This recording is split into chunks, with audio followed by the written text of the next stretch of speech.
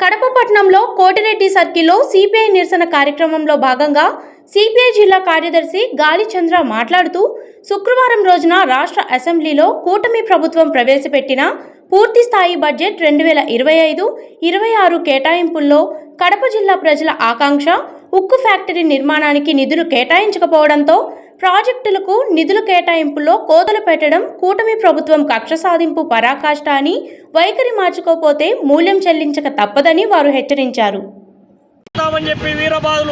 మాట్లాడినటువంటి నేతలు ఎవరైతే ఉన్నారో, ఎమ్మెల్యేలు ఎవరైతే ఉన్నారో, బీజేపీ, జనసేన, టీడీపీ నేతలు ఎవరైతే ఉన్నారో అని వాళ్ళు ఇక్కడ 2025-26 బడ్జెట్ పూర్తి స్థాయిలో బడ్జెట్ ప్రవేశపెట్టే ఉక్కు ఫ్యాక్టరీ నిర్మాణానికి ఎలాంటి నిధులు కేటాయించకపోవడం, పోనీ నీటిపారుదలకు సంబంధించినటువంటి నిత్య కరువులతో తల్లడిల్లుతా ఉన్నటువంటి రాయలసీమ నీటి కడగండ్లు తీరాలంటే గాలేరు నగరి, అందినివా, తెలుగంగా, రాజోలి, వెలుగొండ ప్రాజెక్టులకు నిధులు కేటాయించాలని రాష్ట్రంలో కేటాయించినటువంటి బడ్జెట్లో 10% నిధులు రాయలసీమ, నెల్లూరు, ప్రకాశం జిల్లాల ప్రాజెక్టు కేటాయించాలని ఒకవైపు డిమాండ్ చేస్తూ ఉంటే కనీసం ఏడాదికి 10,000 కోట్లు కేటాయించి 5 సంవత్సరాల్లో 50,000 కోట్లు కేటాయిస్తే రాయలసీమలో ఉన్నటువంటి ప్రతి గ్రామానికి త్రాగునీరు, ప్రతి ఎకరాకు సాగునీరు అందించవచ్చు అని చెప్పి ఒకవైపు రైతాంగం, రైతు సంఘాలు, ప్రజా సంఘాలు పోరాటం చేస్తూ ఉంటే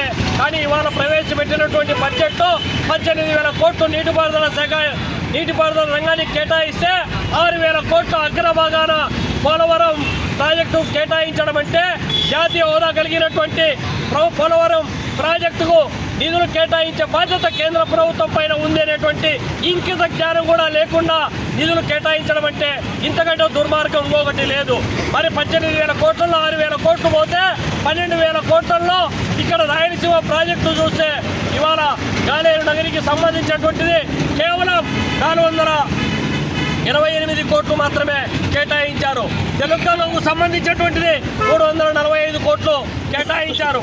అదేవిధంగా కేసీ కిరాలకు 183, అదేవిధంగా పులివెందుల బ్రాంచ్ కిరాలకు 170 కోట్లు.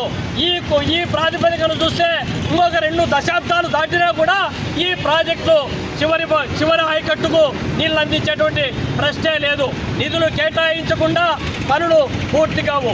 పనులు పూర్తి కాకుండా పంటకాలంలో పూర్తి కావు. పంటకాలంలో పూర్తి కాకుండా నీళ్ళు ఇవ్వడం అసాధ్యమైనటువంటి విషయాన్ని గుర్తించకుండా ఇప్పటికిప్పుడు కడప జిల్లాలో ఉన్న టీఎంసీలు నీళ్లు ఉన్నా కూడా వాడుకోలేనటువంటి దౌర్భాగ్య స్థితిని పాలక ప్రభుత్వం గుర్తించుకోవడం అనేటువంటిది చాలా దుర్మార్గపూరితమైనటువంటిది.